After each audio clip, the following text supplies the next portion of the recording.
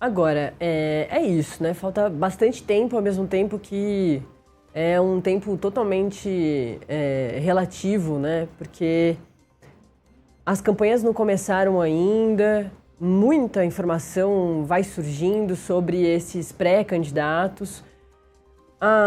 Tem uma visão de que quem já está no governo, ou quem já esteve no governo, já foi bastante exposto. Então, Tarcísio é o governador, o presidente Lula é o presidente pelo terceiro mandato. Flávio Bolsonaro vai enfrentar aí um longo caminho para conseguir fortalecer a sua candidatura, mesmo indo muito bem nas pesquisas, de forma bastante surpreendente mesmo. As pessoas imaginavam que ele ia demorar pelo menos um tempo para conseguir ir tão bem, performar tão bem. Mas tem esse entendimento de que, bom, quando as campanhas começarem, o Flávio pode ser essa figura que sofra mais com tudo que vai vir de armamento contra ele durante as campanhas. O Fernando Haddad também passa por isso, Fábio, ou não, na sua visão, né, ao longo do governo, desse terceiro governo do presidente Lula? O Haddad teve um desempenho ali como ministro da Fazenda, bastante dentro ali da casinha dele, né, dentro da Fazenda, conseguiu algumas vitórias importantes.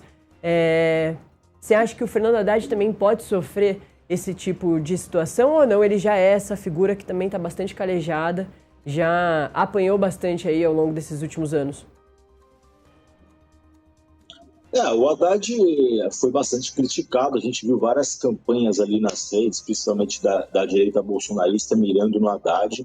Isso vai se intensificar, né? O que a direita aqui, os bolsonaristas lá, tem muito na tecla e tentam colar no Haddad essa figura de quem tentou aumentar impostos, aumentou a carga tributária, né, para o brasileiro. Então ficam forjando, né, criando esse apelido de taxade, para tentar colar nele essa pecha de quem aumentou os impostos. O Haddad já está vindo com esse discurso, esse discurso vacina, né, para mostrar as ações do governo, né, do Lula, na gestão dele como ministro da Fazenda, que reduziram a carga tributária, principalmente para a população mais pobre, né? Um exemplo recente é a isenção de imposto de renda para quem ganha até R$ 5.000, e que, na verdade, essa estratégia toda de arrecadação por meio de aumento de impostos só mirou o andar de cima, né? Estou usando, inclusive, uma expressão que o Haddad tem falado nessas coletivas. Mas esse embate vai acontecer, a gente já está vendo essa coisa de taxar de para cá, taxar de para lá, e o próprio Tarcísio tem vocalizado, né, falado um pouco sobre isso. Mas ele tem batido na tecla do PT como um todo, assim, né? E ele, Tarcísio, falando principalmente, como ontem, no caso do monotrilho, dessa questão da corrupção, isso vai voltar muito fortemente, né, nos discursos de campanha, e da coisa da irresponsabilidade fiscal, do desajuste fiscal, que aí é um outro discurso que também tem como um dos alvos o ministro Fernando Haddad, né. No caso do Flávio, eu vejo um pouco diferente, porque ele não estava ocupando um cargo, né, ali de executivo, né, como o Haddad. O Flávio era um parlamentar, estava ali na função de ser oposição ao governo Lula no Senado, né? E até agora, de fato, ele tem sido poupado de ataques por parte do PT, né? E muito se fala aí nos bastidores que existe foi estrategicamente poupado, porque tinha até pouco tempo atrás, um receio ali de que, de fato, o Flávio não fosse o candidato para valer, né? Eles colocaram o nome dele lá no final do ano, em dezembro, né, que o Bolsonaro disse que o Flávio vai ser o candidato dele, para testar, e se ele não engrenasse, eles poderiam até voltar com a ideia, né, acolher a ideia ali de lançar o próprio Tarcísio, né, que sofre resistências ali dentro do próprio bolsonarismo, principalmente dentro da família, né? E no fim o Tarcísio acabou sendo preterido pelo Flávio. E o Flávio, ao contrário do que muitos imaginavam, cresceu nas pesquisas. Então ele se consolidou com esses resultados, né, que ele tem demonstrado nas pesquisas. Então virou um caminho sem volta, ele mostrou que ele é um nome competitivo. E a partir de agora, a partir de abril, a gente vai ver de fato a esquerda começando a centrar fogo no Flávio, né? Por hora, eles ainda não fizeram isso. A gente até noticiou na semana passada, que chamou muito atenção para nós aqui de São Paulo, né? O presidente Lula, né, nessas várias agendas que ele fez aqui no estado, focando muito, centrando muito ainda na figura do Tarcísio, né? Porque ele sabe, primeiro, que o Tarcísio está com uma popularidade boa e que ele pode ser um cabo eleitoral importante para o Flávio. Então, ainda na estratégia de não bater no Flávio, o próprio Lula estava atacando e criticando o Tarcísio. Chegou a falar que o Tarcísio não gosta de prefeitos, porque tem recebido poucos prefeitos. Tem toda uma discussão aqui em São Paulo sobre quem está financiando as obras.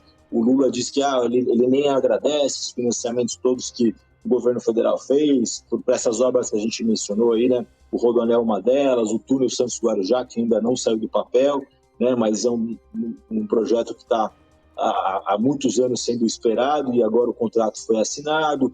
E entregas de moradia, que tem sido um grande foco das entregas do Tarcísio, né? De programas habitacionais, e o Lula veio aqui para dizer, olha, ele não diz aqui, mas tem dinheiro do governo federal, enfim. Então as críticas do próprio Lula ficaram muito centradas ainda na figura do Tarcísio. Daqui a pouco isso vai se voltar para o Flávio Bolsonaro. E aí a gente vai ver, acompanhando as pesquisas, o impacto disso no desempenho do senador. Perfeito. Fábio Leite, diretor da redação do Metrópolis.com lá em São Paulo. Ô Fábio, para achar as matérias de vocês é entrar ali no Metrópolis.com, tem a aba ali dos colunistas, das editorias, é clicar em SP que as pessoas vão ter acesso a um montão de informação importante. Tem uma história importante que está vindo daí de São Paulo, da coisa ali da herança do Objetivo, que eu vi que todos os dias vocês postam matérias, sobem matérias importantes sobre, e eu vi que agorinha vocês publicaram também uma matéria super interessante de como ficou o mapa do metrô e dos trens de São Paulo com essa inauguração que a gente falou agora da linha 17 Ouro. Enfim, é isso.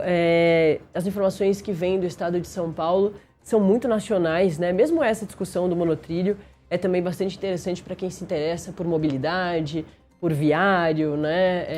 É sempre bastante interessante acompanhar tudo que vem aí de São Paulo. E o Acorda Metrópolis adora quando você participa. Volte sempre, viu? Eu que agradeço. Sempre um prazer. Um abraço, Nath. Um abraço a todos que nos assistem. Até a próxima. Valeu. A gente vai falar muito com o Fábio, com os repórteres dele, porque assim como a gente falou ontem com a Milena Teixeira, ela deu aqui em Metrópolis.com, nossa outra colunista, que assim que o Flávio Bolsonaro voltar dos Estados Unidos, ele já está fazendo isso, ele vai fazer um girão aí, ele tem feito já esses giros para espalhar o nome dele, para ficar popular pelo Brasil todo. Ele vai fazer um grande giro pelo Sudeste. É isso, o Sudeste sempre é um lugar importante para as campanhas, tem ali os maiores colégios eleitorais, São Paulo, em Minas Gerais, e é por isso mesmo que a gente vai falar muito com o Fábio e também com o pessoal de Minas Gerais. O Metrópolis.com não tem só redações no Distrito Federal em São Paulo, mas também em Belo Horizonte, lá em Minas Gerais. Tá vendo?